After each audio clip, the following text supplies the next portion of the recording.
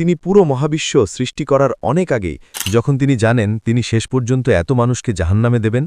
দোষটা মানুষের, ঈশ্বরের না। ঈশ্বর এতটা নিষ্ঠুর আনন্দপ্রয়াসী কিভাবে হতে পারেন? সর্বশক্তিমান ঈশ্বর কোরআনে বলেছেন, তুমি কি মানুষ হতে চাও? কেউ আমাকে জিজ্ঞেস করেনি। না ভাই। কিন্তু আপনার কি মনে আছে জিজ্ঞেস করা হয়েছিল? ভাই আমার কথা শুনেন, আপনি আর আমি বোকা ছিলাম। আমি কেন জাহান্নামে যাওয়ার ঝুঁকি? Hello, doctor Zakir Naik. আমার নাম হ্যারিস। আমি আমেরিকার ফিনিক্স, অ্যারিজোনা থেকে এসেছি। আমি একজন উদ্যোক্তা এবং মার্কেটিং ম্যানেজার। আমেরিকায় আমার দুজন বন্ধু আপনার ইউটিউব ভিডিও দেখে ধর্মান্তরিত হয়েছে। তাদের মধ্যে একজন খ্রিস্টান, একজন নাস্তিক। আমার এক বন্ধু আমাকে আপনার কিভাবে নাস্তিকের মোকাবেলা করবেন ডিভিডিটি দিয়েছিল, যা আমি দেখেছি, কিন্তু সেটা আমার প্রশ্নের উত্তর দেয়নি। আর আমি এই প্রশ্নটা অনেক মানুষকে জিজ্ঞেস করেছি, কিন্তু কোনো সন্তোষজনক উত্তর পাইনি। অনেক বুদ্ধিমান মানুষকে, আমি ইউটিউবে যত স্কলারকে দেখেছি, আমার মতে আপনি সবচেয়ে যৌক্তিক, লজিক্যাল, সহজে বোঝা যায় এমন ধরনের স্কলার যাকে আমি আমার জীবনে দেখেছি। এবং এটা সত্যিই গুরুত্বপূর্ণ যে এই প্রশ্নের উত্তর দেওয়া হোক, কারণ আমি কখনো এই প্রশ্নের সন্তোষজনক উত্তর পাইনি। আমার প্রশ্নটা একটা কয়েনের দুই পিঠের মতো। এর প্রথম দিকটা হলো এই, আর প্রশ্নটা হলো আমি নাস্তিক আর অজ্ঞেয়বাদীর মাঝামাঝি কোথাও আছি। আমি নিশ্চিত নই কোথায়। ঈশ্বর এই পুরো মহাবিশ্ব সৃষ্টি করেছেন, আর কোরআন অনেক কথা বলে যে কিভাবে এটা বানাতে কতদিন লেগেছে, আর পাহাড় এবং এটা সেটা, এবং জীবন একটা পরীক্ষা হতে যাচ্ছে, আর কত কি। আমার প্রশ্ন হলো, ঈশ্বর এই পুরো মহাবিশ্ব সৃষ্টি করার সিদ্ধান্ত নেওয়ার অনেক আগে, তিনি মানুষ রাখার সিদ্ধান্ত নেওয়ার আগে, তিনি নবী মোহাম্মদ সাল্লাল্লাহু আলাইহি ওয়াসাল্লামকে পাঠানোর সিদ্ধান্ত নেওয়ার আগে, বা আদম আর হাওয়াকে, তিনি এসব করার পরিকল্পনা করারও অনেক আগে তিনি এর শেষ ফলাফল জানতেন। তিনি জানেন শেষে তিনি নির্দিষ্ট কিছু মানুষের উপর হতাশ হবেন এবং তিনি তাদের জাহান্নামের আগুনে ছুঁড়ে ফেলবেন। তিনি জানেন তারা পূর্বে, তিনি জানেন তারা নির্যাতিত হবে এবং তখনই তারা অনুতপ্ত হবে যা তারা করেছে তার জন্য। তিনি পুরো মহাবিশ্ব সৃষ্টি করার অনেক আগে তিনি জানেন ফলাফল খারাপ হতে যাচ্ছে। এটা নির্দিষ্ট কিছু মানুষের জন্য ভালো হতে পারে যারা জান্নাতে আছে, কিন্তু তিনি জানেন যে তিনি ওই মানুষগুলোকে জাহান্নামে যাওয়া থেকে বাঁচাতে পারতেন। তিনি সৃষ্টি নিয়ে এগিয়ে যাওয়ার সিদ্ধান্ত নেওয়ারও অনেক আগে, তবুও তিনি এটা নিয়ে এগিয়ে যাওয়ার সিদ্ধান্ত নিলেন তার সমস্ত ঈশ্বরীয় যুক্তি দিয়ে। তিনি কেন এমনটা করতে চাইবেন? প্রশ্নটা যদি আমি এভাবে বলি, ঈশ্বর এতটা নিষ্ঠুর আনন্দপ্রয়াসী কিভাবে হতে পারেন যে তিনি আসলে এমন একটা পরিকল্পনা নিয়ে এগিয়ে যাবেন যেটা তিনি জানেন যে ওইভাবে শেষ হতে যাচ্ছে? এটা কয়েনের এক পিঠ। কয়েনের দ্বিতীয় পিঠ হলো, কোনো কারণে যদি আমি বিশ্বাস করি যে ঠিক আছে, ঈশ্বর সর্বশক্তিমান এবং তিনি বোঝেন সবকিছু মহান, ঈশ্বর মহান, কেন ঈশ্বর কোরআনে জোর দিচ্ছেন যে পাহাড়ের দিকে তাকাও, প্রোটন, ইলেকট্রন, এটা এবং সেটার দিকে তাকাও, সবকিছু এত সামঞ্জস্যপূর্ণ, আমি কত চমৎকার? কেন তিনি আমাদের বাধ্য করছেন তার সৃষ্টিকে চমৎকার হিসেবে দেখতে, যখন এটা ঈশ্বরের জন্য মামুলি ব্যাপার? মানে তাকে শুধু বলতে হয়েছে কুন, আর এটা হয়ে গেছে। তাহলে এটা কেন এত বড় ব্যাপার যদি ঈশ্বর এই পুরো মহাবিশ্ব বানিয়ে থাকেন যা এত চমৎকার? কারণ ঈশ্বরের জন্য এটা কিছুই না। তাই আমার আসলে তার সৃষ্টি দেখে অভিভূত হওয়া উচিত না। তিনি এর চেয়ে অনেক বেশি কিছু করতে পারেন। তাই আমি বুঝি না কেন তিনি চান যে তিনি যা করেছেন আমরা সেটাকে সম্মান করি, অথবা তিনি যা করেছেন সেটাকে চমৎকার হিসেবে দেখি। ভাই খুব ভালো একটা প্রশ্ন করেছেন এবং খুব বুদ্ধিবৃত্তিক প্রশ্ন। এটা খুব ভালো প্রশ্ন, এবং তিনি ইউটিউবে কিছু আমার টেপ দেখেছেন, এমনকি নাস্তিকতার উপরও। আর এই প্রশ্নটা যেটা তাকে সমস্যায় ফেলছে, তিনি এর উত্তর পাননি। ভাই প্রশ্ন করলেন যে সর্বশক্তিমান ঈশ্বর সব কিছু জানেন। আসমান এবং জমিন সৃষ্টি করার আগে, মানুষ সৃষ্টি করার আগে, এমনকি যদি একজন মানুষও জাহান্নামে যায়, নরকে যায়, তিনি সেটা এড়াতে পারতেন। মানে তিনি হতাশ হওয়া এড়াতে পারতেন। অবশ্যই, আমি উত্তর দেব। ভাইয়া বলেন এমনকি যদি একজন মানুষও জাহান্নামে যায়, এটা যেন এমন যে ঈশ্বর হতাশ হবেন। এখন আপনার প্রশ্নে আসি। আমি একটা স্কুল চালু করেছি, আর আপনি হয়তো শুনেছেন ইসলামিক ইন্টারন্যাশনাল স্কুলের কথা। যদি একজন শিক্ষক পরীক্ষা নেন, যদি তিনি ন্যায়পরায়ণ হন, যখন তিনি পরীক্ষা নিচ্ছেন, তিনি অঙ্কের প্রশ্নপত্রে লিখলেন 2 + 2 = কত? তার সামনে ছাত্রটি লিখল 5। তিনি খুব ভালোভাবেই ছাত্রটিকে বলতে পারেন 5কে বদলে 4 করো। এটা কি শিক্ষকের জন্য ন্যায়সঙ্গত হবে টেস্ট বা পরীক্ষার সময় এমন একজন ছাত্রকে সংশোধন করে দেওয়া যে ভুল উত্তর লিখছে? ঠিক, কিন্তু যদি তার কাছে একটা অপশন থাকে যে ছাত্রটির ওসব কিছুই করার দরকার নেই এবং তবুও। না, আমি আপনাকে একটা সহজ প্রশ্ন করছি। শিক্ষক প্রশ্নপত্র দিয়েছেন, জি, সব ছাত্রকে এ ব্যাপারে জানানো হয়েছে। ঠিক, ওই নির্দিষ্ট পরিস্থিতির জন্য আপনি সঠিক। ওই নির্দিষ্ট পরিস্থিতির জন্য শিক্ষক বলতে পারেন, প্রিয় ছাত্র 5কে বদলে 4 করো। অন্য ছাত্ররা কি ভাববে? অন্যায়। সঠিক। কিন্তু ঈশ্বর একই সাথে ন্যায়সঙ্গত হতে পারেন। তিনি তৈরি করতে পারেন একটা সম্পূর্ণ ভিন্ন অবস্থা। তার ওই পরিস্থিতি নিয়ে এগিয়ে যাওয়ার দরকার নেই। তিনি কোনো পরিস্থিতির দ্বারা বাধ্য নন। ভাই বলছেন সর্বশক্তিমান ঈশ্বর এমন কিছু সৃষ্টি করতে পারেন যা নিখুঁত এবং ভুল করবে না, ঠিক? জি। সেটা ঈশ্বর আগেই করেছেন। তিনি ফেরেশতা সৃষ্টি করেছেন না। ঈশ্বর ফেরেশতা সৃষ্টি করেছেন। ফেরেশতারা কখনো ঈশ্বরের কোনো আদেশের বিরুদ্ধে যায় না। কিন্তু মানুষ ফেরেশতার চেয়ে উত্তম সৃষ্টি। ফেরেশতাদের নিজস্ব কোনো ইচ্ছা শক্তি নেই।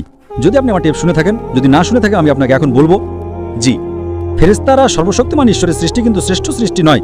সর্বশক্তিমান ঈশ্বর মানুষকে সৃষ্টি করেছেন। মানুষের ইচ্ছাশক্তি আছে ঈশ্বরের বিরুদ্ধে যাওয়ার অথবা ঈশ্বরকে অনুসরণ করার। যদি আপনি মানুষ হওয়া বেছে নেন, যদি আপনি তার আদেশ অমান্য করেন, আপনি জাহান্নামে যাবেন। যদি আপনি তার আদেশ মানেন, আপনি ফেরেশতার চেয়ে শ্রেষ্ঠ, কারণ ফেরেশতার নিজস্ব কোনো ইচ্ছাশক্তি নেই। তাই সেই ঈশ্বরকে অনুসরণ করা এটা বিশাল কিছু না। মানুষ হলো সর্বশক্তিমান ঈশ্বরের উত্তম সৃষ্টি। সর্বশক্তিমান ঈশ্বর একটা ভিন্ন ইচ্ছাশক্তি দিয়েছেন। ওটা একটা ভিন্ন প্রশ্ন যে সর্বশক্তিমান ঈশ্বর জানেন, কারণ তার অদৃশ্য জ্ঞান আছে, তার ভবিষ্যতের জ্ঞান আছে। তিনি অনেক বেশি শ্রেষ্ঠ। তাই তিনি এমন একটা সৃষ্টি তৈরি করেছেন যার ভিন্ন ইচ্ছাশক্তি আছে। দোষটা মানুষের, ঈশ্বরের না।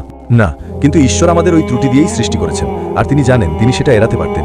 ত্রুটি নয়, এটা ত্রুটি নয় ভাই, এটা ইচ্ছাশক্তি। কিন্তু কেন তিনি আমাদের স্বাধীন ইচ্ছা দিয়েছেন যখন তিনি জানেন তিনি শেষ পর্যন্ত এত মানুষকে জাহান্নামে দেবেন? তিনি কেন এমন কিছু করছেন যে একজন মানুষ, সেটা ভিন্ন একটা সৃষ্টি, সেটা ভিন্ন একটা সৃষ্টি।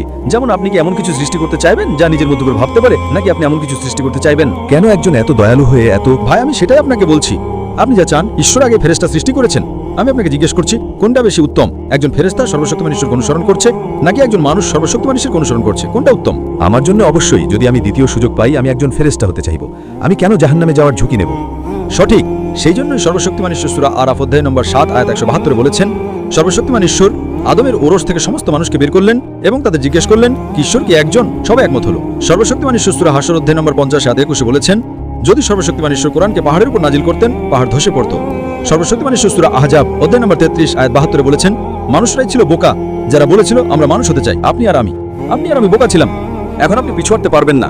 একবার যখন আপনি বললেন আপনি পরীক্ষায় বসতে চান, একবার যখন আপনি প্রশ্নপত্র পড়ে ফেলেছেন, কেউ আমাকে জিজ্ঞেস করেনি, তারা আদম আর হাওয়াকে জিজ্ঞেস করেছিল। না ভাই, কোরআন বলে প্রত্যেক মানুষকে জিজ্ঞেস করা হয়েছিল, আর তারপর এটা মুছে ফেলা হয়েছে। এই স্মৃতি মুছে ফেলা হয়েছে। যদি স্মৃতিটা থাকে তাহলে পরীক্ষাটা কোথায়? সর্বশক্তিমান ঈশ্বর কোরআনে বলেছেন, তুমি কি মানুষ হতে চাও? যদি তুমি মানুষ হও, তুমি ফেরেশতার চেয়ে শ্রেষ্ঠ হতে পারো অথবা নিকৃষ্ট হতে পারো। যদি তুমি মানুষ হতে না চাও, সাধারণভাবে পাশ করো। তর্কের খাতিরে ধরলেও এমনকি সেই ক্ষেত্রে ভাই আমাকে শেষ করতে দিন, দয়া করে আমাকে শেষ করতে দিন। ঠিক আছে, আপনি প্রশ্ন করেছেন, যদি আপনি মাঝখানে কথা বলেন আমি কিভাবে উত্তর দেব? নিশ্চয়ই বলুন। তো সর্বশক্তিমান ঈশ্বর মানুষকে জিজ্ঞেস করেছিলেন এবং কোরআন বলে আমরা মানুষরা ছিলাম বোকা। আপনি আর আমি দুজনেই বোকা ছিলাম যারা এই পরীক্ষাটা বেছে নিয়েছিলাম। এখন একবার যখন আপনি পরীক্ষায় অবতীর্ণ হলেন, স্বাধীন ইচ্ছার পরেও যদি আপনি আদেশ মেনে চলেন, আপনি ফেরেশতার চেয়ে শ্রেষ্ঠ হবেন। যদি আপনি আল্লাহকে অমান্য করেন, আপনি ফেরেশতার চেয়ে নিকৃষ্ট হবেন। আমরা কৃতিত্বের সাথে পাশ করতে চেয়েছিলাম, আপনি আর আমি। আপনি বলেন আমি মনে করতে পারছি না।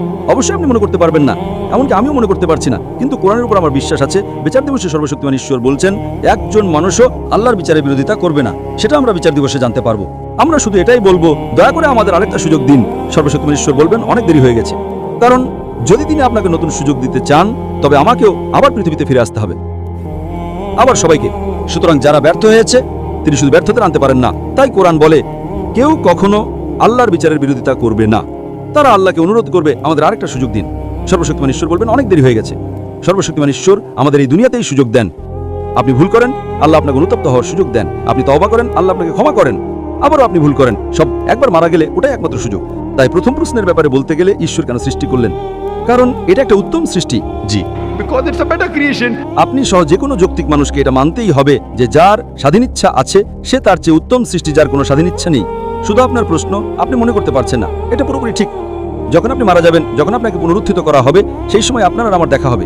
তখন আপনি বলবেন আমার মনে পড়েছে, এমনকি এখন আমার মনে নেই। কিন্তু কোরআনের উপর আমার বিশ্বাস আছে যে কোরআন ভুল হতে পারে না। কারণ বৈজ্ঞানিকভাবে যদি আপনি আমার লেকচার শুনে থাকেন, কোরআনের 80% 100%-এর সাথে মিলছে, 20% অস্পষ্ট, ঠিকও না ভুলও না। তাই আমার যুক্তি বলে যখন 80% 100% সঠিক এবং 20%-এর মধ্যে 0.1%ও ভুল নয়, তাই আমার যুক্তি বলে এই 20%ও সঠিক হবে। আমি একজন বৈজ্ঞানিক মানুষ, আমি একজন যৌক্তিক মানুষ।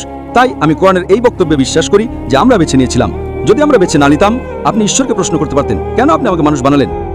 তখন ঈশ্বর দোষী হতেন। কিন্তু ঈশ্বর কোরআনে বলেছেন, তিনি জিজ্ঞেস করেছিলেন, পাহাড়রা ভয় পেয়েছিল, বাকি সবকিছু ভয় পেয়েছিল, আমরা মানুষরা এটা বেছে নিয়েছিলাম। কিন্তু আপনার কি মনে আছে জিজ্ঞেস করা হয়েছিল? আমার মনে নেই ওই প্রশ্নটা জিজ্ঞেস করা হয়েছিল। ভাই যদি আপনি আমার উত্তর শুনে থাকেন, এমনকি আমারও মনে নেই, কিন্তু যদি আপনার মনে থাকে তাহলে পরীক্ষাটা কোথায়? কল্পনা করেন যদি একজন শিক্ষক আপনাকে কিছু শেখান, শিক্ষক আপনাকে বই দেন পরীক্ষার জন্য, শিক্ষককে বইটা নিয়ে নিতে হবে। যদি শিক্ষক বলেন ঠিক আছে বই নিয়ে না উত্তর দাও, পরীক্ষাটা কোথায়? ঠিক আছে, কিন্তু পরীক্ষা শেষ হওয়ার পরে আপনি কি বাড়ি গিয়ে পাঠ্য বইয়ে মিলিয়ে দেখতে পারবেন নাকি পারবেন না? পরীক্ষা শুরু হওয়ার আগেই ঈশ্বর তো শেষ ফলাফল জানেন। ভাই আমার কথা শুনেন, পরীক্ষা শেষ হওয়ার পরে আপনি কি বাড়ি গিয়ে পাঠ্য বইয়ে মিলিয়ে দেখতে পারবেন নাকি পারবেন না? অবশ্যই কিন্তু পরীক্ষা চলাকালীন আপনি দেখতে পারবেন না। তো এখন পরীক্ষা চলছে ভাই, এটা শেষ হয়ে গেলে আপনি দেখতে পারবেন। যদি আপনি শিক্ষককে বলেন, শিক্ষক আমি পাঠ্য বই দেখতে চাই, আমার মনে নেই, না, পরীক্ষা চলাকালীন আপনি পাঠ্য বই দেখতে পারবেন না, ওটাকে নকল করা বলে। তাই একবার পরীক্ষা শেষ হয়ে যাওয়ার পরে আপনার যদি মনে না থাকে, আপনি ঈশ্বরকে বলবেন এসব কি অযৌক্তিক ব্যাপার। কিন্তু কোরআন বলে একজন মানুষও এই বিচারের উপর আপত্তি জানাবে না, পরীক্ষাটা শেষ হতে দিন। তাই আজকে আমি একজন বৈজ্ঞানিক মানুষ হিসেবে, একজন যৌক্তিক মানুষ হিসেবে আমার বিজ্ঞানের জ্ঞানের উপর ভিত্তি করে, আমার যুক্তির উপর ভিত্তি করে আমি যখন অন্যান্য ধর্মগ্রন্থগুলো পড়ি আর যখন কোরআন পড়ি, আমি দেখি পৃথিবীর বুকে কোরআনই একমাত্র বই, একমাত্র ধর্মগ্রন্থ যা এই পরীক্ষায় পাশ করে। তাই আমি বৈজ্ঞানিক মানুষ হিসেবে, একজন যৌক্তিক মানুষ হিসেবে একমত যে ঠিক আছে, কোরআনের এই কথাটাও অবশ্যই সঠিক। আমার মনে নেই, এটাই তো পরীক্ষা। আমার যদি মনেই থাকে তাহলে পরীক্ষাটা কোথায়? তো এটা প্রশ্নের প্রথম অংশের উত্তর দেয়। প্রথম অংশ, যে ঈশ্বর নিষ্ঠুর ছিলেন, ঈশ্বর নিষ্ঠুর নন। উদাহরণস্বরূপ আমি একটা মেডিকেল কলেজ শুরু করলাম, আমি চাই স্কুলের ছাত্ররা মেডিকেলে পড়ুক। স্কুলে যাওয়া কত শতাংশ ছাত্র মেডিকেল কলেজে ঢুকে? মোটামুটি ভাবে আপনি কি অনুমান করতে পারেন? সামান্য কিছু, নিশ্চিতভাবে 5%-এরও কম, হয়তো 1%-এরও কম। তো আপনি এমন একটা কলেজ বানালেন যেখানে শুধু 1% ঢুকতে পারে। ঠিক আছে, এটা নির্বাচিত কয়েকজনের জন্য। ঠিক একইভাবে ঈশ্বর স্বর্গ, জান্নাতুল ফেরদাউস বানিয়েছেন। সবাই জান্নাতুল ফেরদাউসে যেতে পারবে না। কেন নয়? কি বললেন? কেন নয়? সবাই কেন মেডিকেল কলেজে যেতে পারবে না? কারণ এটা মানুষের ক্ষমতার বিষয়। মানুষ যদি সবাইকে মেডিকেল কলেজে ঢোকাতে সক্ষম হতো, তারা ঢোকাতো। আমাদের এভাবেই তৈরি করা হয়েছে। তাই একইভাবে সবাই ডাক্তার হতে পারবে না, শুধুমাত্র যাদের ক্ষমতা আছে তারাই পারবে। একইভাবে সবাই জান্নাতুল ফেরদাউসে অর্থাৎ স্বর্গের উচ্চ স্তরে যেতে পারবে না। আমাদের চেষ্টা করতে হবে। ঈশ্বর আপনাকে ক্ষমতা দিয়েছেন, আপনি যদি তার পথ নির্দেশ না মানেন আপনি পারবেন না। আপনি যদি তার পথ নির্দেশ মেনে চলেন তবে জান্নাতে যাওয়া খুব সহজ। যদি আপনি বুদ্ধিমান হন এটা খুব সহজ, যদি আপনি বুদ্ধিমান হন আর যদি আপনি নিজের প্রতি সৎ হন। তবে যদি আপনি নিজের প্রতি সৎ না হন, এমনকি একজন বুদ্ধিমান না এমন মানুষও জান্নাতে যেতে পারে। শুধু একটাই বিষয়, আপনাকে সৎ হতে হবে। ঈশ্বর তাকে অনুসরণ করার জন্য আপনাকে বিভিন্ন অপশন দিয়েছেন।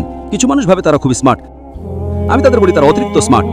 যদি তারা স্মার্ট হতো তারা দেখতো যে এটা একদম স্ফটিকের মতো সাদা কালো অক্ষরে লেখা যে এটা ঈশ্বরের বাণী, আপনাকে এটা মানতে হবে। এ কারণে স্যার ফ্রান্সিস বেকনের বলা আছে, বিজ্ঞানের অল্প জ্ঞান আপনাকে নাস্তিক বানাবে, বিজ্ঞানের গভীর জ্ঞান আপনাকে ঈশ্বরে বিশ্বাসী করাবে। তাই আমি ঈশ্বরকে নিষ্ঠুর বলবো না, আমি বলবো আমরাই বোকা ছিলাম যারা এই পরীক্ষায় বসার জন্য সিদ্ধান্ত নিয়েছিলাম। ঈশ্বর নন, ঈশ্বর নিষ্ঠুর নন, আমরা বোকা। কোরআন একথাই বলে। শেষ দিবসে আপনি জানতে পারবেন, ইনশাআল্লাহ, আপনি আর আমি দুজনেই। ইনশাআল্লাহ আমি যদি জান্নাতে যাই, ইনশাআল্লাহ আমি আল্লাহর কাছে প্রার্থনা করব, আমি আল্লাহকে ধন্যবাদ দেব। জানেন আমি ভালো মানুষ ছিলাম, আমি মানুষ হওয়াকে বেছে নিয়েছিলাম। আর যদি আপনি ফেল করেন তবে আমরা নিজেদেরই অভিশাপ দেব। আশা করি আপনার প্রশ্নের উত্তর মিলেছে। দ্বিতীয় অংশ, দুঃখিত, দ্বিতীয় অংশটা কি ছিল? সেটা হলো, এমনকি যদি আমি বিশ্বাসও করি যে তিনি কতটা সর্বশক্তিমান, তিনি কতটা জ্ঞানী, তবুও তিনি আমাদের বোঝাতে এতটা আগ্রহী যে পাহাড়ের দিকে তাকাও, ইলেকট্রনের দিকে তাকাও, প্রোটনের দিকে তাকাও। ঠিক বলেছেন। প্রশ্নের দ্বিতীয় অংশ ছিল যে সর্বশক্তিমান ঈশ্বর কেন পাহাড়ের উদাহরণ দেন, যে তিনি এসব সৃষ্টি করেছেন, তার জন্য এগুলো কিছুই না। তাহলে তিনি এসব কেন বলছেন? আপনি জানেন তিনি কেন বলছেন? তিনি বলছেন এই সামান্য পাহাড়ও তারা কেঁপে উঠত। তোমরা মানুষরা তো শ্রেষ্ঠ, তোমরা কেন বুঝো না? কোরআন সূরা হাশর 59 নম্বর অধ্যায় 21 নম্বর আয়াতে বলছে, যদি কোরআন পাহাড়ের উপর নাজিল হতো তবে পাহাড় ধসে ধ্বংস হয়ে যেত। কিন্তু আমরা মানুষের কাছে এটা কোনো ব্যাপারই না। এই উদাহরণটা দিয়ে বোঝানো হচ্ছে যে এই জিনিসগুলো যা এত শক্তিশালী পাহাড় ইত্যাদি যা তিনি সৃষ্টি করেছেন তা তাদের ইচ্ছা সমর্পণ করে দিত। তোমরা মানুষরা কেন করো না? তিনি একটা উদাহরণ দেওয়ার চেষ্টা করছেন যে আমরা বোকা। তিনি নিজেকে প্রশংসা করার চেষ্টা করছেন না। আর তিনি যখনই বলেন যখন তিনি বলেন আল্লাহু আকবার, ঈশ্বরই সর্বশ্রেষ্ঠ, আপনি কি মনে করেন এতে আল্লাহর কোনো পরিবর্তন হবে? না। আপনি হাজারবার আল্লাহু আকবার বলেন, তিনি এর চেয়ে বেশি মহান হতে পারেন না। তিনি ইতিমধ্যে সর্বশ্রেষ্ঠ। তিনি যে কারণে আমাদের তার প্রশংসা করতে বলেন, কারণ এটা আমাদের মানুষের মানসিকতা, আমাদের মানব প্রকৃতি, যে আমরা বিখ্যাত মানুষদের অনুসরণ করি। আমরা যাদের প্রশংসা করি তাদের অনুসরণ করি। উদাহরণস্বরূপ, আপনার মায়ের হার্ট অ্যাটাক হলো, রাস্তায় একজন অচেনা মানুষ আছেন যিনি আপনাকে চিকিৎসা দিলেন, আর আপনি শুনেছেন যে পৃথিবীর সেরা হার্ট স্পেশালিস্ট হলেন ডাক্তার এক্স। এখন আপনি কি ডাক্তার এক্সের পরামর্শ শুনবেন, নাকি রাস্তায় থাকা ওই অচেনা মানুষের কথা শুনবেন যাকে আপনি চেনেন না? Doctor x. কেন? কারণ ডাক্তার এক্স বিখ্যাত, মানুষ তাকে চেনে, তিনি পৃথিবীর সেরা। তাই আমাদের নামাজে, আমাদের জীবনে যে কারণে আমরা আল্লাহু আকবার বলি, আল্লাহ সর্বশ্রেষ্ঠ, আল্লাহ সবচেয়ে জ্ঞানী, আল্লাহ সবচেয়ে বুদ্ধিমান, কেন? আমরা যদি এটা বলি তাতে আল্লাহর কোনো লাভ হয় না, আমাদের লাভ হয় যে আমরা যদি তার প্রশংসা করি, আমরা তাকে অনুসরণ করব। আমরা যদি অনুসরণ করি আমরা জান্নাতে যাব। আল্লাহর কাছে এতে কিছুই যায় আসে না, বুঝতে পেরেছি। তাই আল্লাহ বলেন তোমরা কি তবুও বিশ্বাস করবে না? তোমরা কি তবুও বুঝবে না? তার মানে কোরআন মানুষের বোঝার জন্য নাজিল করা হয়েছে, তাই তিনি এই উদাহরণ দিচ্ছেন, নিজেকে মহান করার জন্য নয়। তিনি আগে থেকেই সর্বশ্রেষ্ঠ। আপনি আল্লাহ সর্বশ্রেষ্ঠ বললে আল্লাহর কিছু যায় আসে না। তিনি আপনাকে বলছেন আল্লাহর আপনার দরকার নেই, আপনার তাকে দরকার। তাই যখন আমরা তার প্রশংসা করি, এটা মানুষের সাইকোলজি যে আপনি যার প্রশংসা করেন, যার সম্পর্কে ভালো কথা বলেন, আপনি তার উপদেশ মেনে চলার চেষ্টা করেন। তার উপদেশ মেনে চললে আপনার লাভ হবে, তার লাভ হবে না। তিনি ইতিমধ্যেই সর্বশ্রেষ্ঠ, তিনি ইতিমধ্যেই দয়ালু। তাই এগুলো হলো তার তৈরি করা নিয়মকানুন। তিনি আমাদের স্রষ্টা, তিনি আমাদের মানসিকতা জানেন। আপনি একজন বিজ্ঞানের ছাত্র, ঠিক, আমিও বিজ্ঞানের একজন ছাত্র। যখন আমি জানতে পারি যে আল্লাহ এমন বৈজ্ঞানিক সত্যের কথা উল্লেখ করেছেন যা আমরা আজ জানতে পেরেছি 50-100 বছর আগে, এটা আল্লাহর উপর আমার বিশ্বাস বাড়িয়ে দেয়। আল্লাহর সূরা ফুসিলাত 40 নম্বর অধ্যায় 53 নম্বর আয়াতে বলেছেন, سنريهم آياتنا في الآفاق وفي أنفسهم حتى يتبين أنه الحق। শীঘ্রই আমরা তাদের জন্য দিগন্তের দূরবর্তী অঞ্চলে এবং তাদের নিজেদের মধ্যেও আমাদের নিদর্শনগুলো দেখাবো, যতক্ষণ না তাদের কাছে স্পষ্ট হয় যে এটাই সত্য। তাই আল্লাহ এই উদাহরণ দিচ্ছেন যাতে আমাদের লাভ হয়। তার কাছে এর কোনো পার্থক্য নেই, এটা আমাদের লাভ করছে। তাই তিনি আমাদের তাকে অনুসরণ করার একটা সুযোগ দিচ্ছেন যাতে আমরা স্বর্গে যেতে পারি। আশা করি তাই আপনার প্রশ্নের উত্তর মিলেছে ভাই। আমি তার শক্তি উপলব্ধি করি এবং আমি বুঝি যে তিনি অসাধারণ এবং তিনি যা কিছু করেছেন সবই অসাধারণ। কিন্তু এই মহাবিশ্ব সৃষ্টিতে তার কৃতিত্ব দেখে আমার কি অবাক হওয়া উচিত? কারণ আমার কাছে তার কাছে এটা 1 সেকেন্ডের কাজের মতো। ঠিক, তো তার কাছে যেটা 1 সেকেন্ডের কাজ, যখন তিনি আমাকে অ্যালকোহল পান করতে মানা করবেন, আমি অ্যালকোহল পান করবো না অবশ্যই, কিন্তু তার সৃষ্টি দেখে কি আমার অবাক হওয়া উচিত? না, ব্যাপারটা হলো যে তিনি নিজেকে সর্বশ্রেষ্ঠ প্রমাণের জন্য এসব বলেননি। যদি আপনি বিশ্বাস করেন যে তার জন্য এগুলো কিছুই না, তাহলে এমন কাউকে মিথ্যে বলবে না। তাই তিনি যদি বলেন অ্যালকোহল পান করো না, আপনি তাকে প্রশ্ন করবেন না। শুকরের মাংস খেও না, আপনি তাকে প্রশ্ন করবেন না। কিন্তু আমি তার সৃষ্টি দেখে অবাক হই না, কারণ তার কাছে এগুলো কিছুই না। আমাদের তুলনায় এটা অসাধারণ, তার কাছে এটা কিছুই না, ঠিক। জি, কিন্তু আমাদের তুলনায় যিনি মহাবিশ্ব সৃষ্টি করতে পারেন, তিনি যখন আমাকে অ্যালকোহল পান করতে মানা করেন, আমি সাথে সাথে তা মেনে চলি। অবশ্যই আমি তাকে অনুসরণ করব। তবে কোরআনে যেমন বলা হয়েছে তার সৃষ্টি দেখে কি আমাকে অবাক হতে হবে? দেখুন, আপনি যেমন প্রশ্ন করলেন আমার কি সৃষ্টি দেখে অবাক হওয়া উচিত, ঠিক। আমি বলবো যদি আমি বিশ্বাস করি যে মানুষ একটা শ্রেষ্ঠ সৃষ্টি, তাহলে হ্যাঁ আমি অবাক। আর তারপর আমি আলহামদুলিল্লাহ বলি, তিনি আমাকে ওগুলোর চেয়ে ভালো বানিয়েছেন। তাই আমি যদি অবাক হই, তিনি পাহাড় বানিয়েছেন, তিনি তারা বানিয়েছেন, তিনি সূর্য বানিয়েছেন, কিন্তু তিনি জাকির নায়কও বানিয়েছেন, তিনি একটা মানুষ বানিয়েছেন, আর আমরা সৃষ্টির সেরা। তাই তিনি এই উদাহরণগুলো দেন যাতে আমরা বুঝতে পারি তিনি আমাদের কি উপকার করেছেন, তিনি আমাদের প্রতি যত অনুগ্রহ করেছেন। এই নিদর্শনগুলো নিয়ে কথা বলে, প্রোটন নিয়ে কথা বলে, পাহাড় নিয়ে কথা বলে, অবশেষে তিনি বলেন মানুষ হলো শ্রেষ্ঠ সৃষ্টি। তাই তুলনামূলকভাবে আমাদের মানতেই হবে যে আমাদের সৃষ্টিকর্তা এই মানবদেহ, অণু, ডিএনএ, এই জটিল জিনিসগুলো সৃষ্টি করেছেন যা কখনো এমনি হতে পারে না। তাই এভাবেই আমরা মানুষের সৃষ্টি থেকে অবাক হই। যদি আপনি অবাক না হন, শুধুমাত্র অবাক হওয়ার মাধ্যমেই আমরা আত্মসমর্পণ করি যে তিনি আমাদের সৃষ্টিকর্তা, তিনি উপাসনার যোগ্য, আর কেউ তা করতে পারে না। আমরা যাতে তার উপাসনা করি এবং পরীক্ষায় পাশ করে স্বর্গে যেতে পারি, এসবের জন্যই। আশা করি আপনার প্রশ্ন উত্তর মিলেছে ভাই। বিল গেটস যদি আমাকে $100 দেন, তিনি আমাকে সেই টাকা দিয়েছেন বলে কি আমার অবাক হওয়া উচিত? আমি শুধু এই শেষ উত্তরটা দেব। উনি বললেন বিল গেটস যদি আপনাকে $100 দেন, আমার কি অবাক হওয়া উচিত? আপনি কি অবাক হবেন? ভাই, প্রশ্ন হলো বিল গেটস আপনাকে $100 কেন দেবেন? আপনি যদি বলেন কোনো টম, ডিক আর হ্যারি আপনাকে $100 দিল, এতে অবাক হওয়ার কিছু নেই। বিল গেটস আমাকে $100 দিলেন, এটা এমন কিছু যে তিনি আপনাকে দিলেন। তিনি আপনাকে কেন দিলেন, অন্য কাউকে কেন নয়? কেন? তো প্রশ্ন হলো তিনি আপনাকে কেন দিলেন, এটাই হলো প্রশ্ন, ঠিক আছে? যদি কোনো টম, ডিক আর হ্যারি আপনাকে দেয়, যদি রাস্তার একটা মানুষ আপনাকে $100 দেয়, বিল গেটস, বুঝতে পেরেছেন? বুঝতে পেরেছি, আমি বুঝতে পেরেছি। তো এখন আপনি কনভিন্সড, তাই তো? হ্যাঁ, অবশ্যই এটাই উত্তর। তো ইনশাল্লাহ আমি আশা করি যে আপনি ইসলামের আরো কাছাকাছি আসবেন। তাই তিনি আমাকে টাকা দিয়েছেন, এতে আমার অবাক হওয়া উচিত নয়, বরং তিনি আমাকে টাকাটা দিয়েছেন, এতে আমার অবাক হওয়া উচিত। আলহামদুলিল্লাহ। বুঝতে পেরেছি। তাই সময় বাড়ানোটা সার্থক হয়েছে, আলহামদুলিল্লাহ।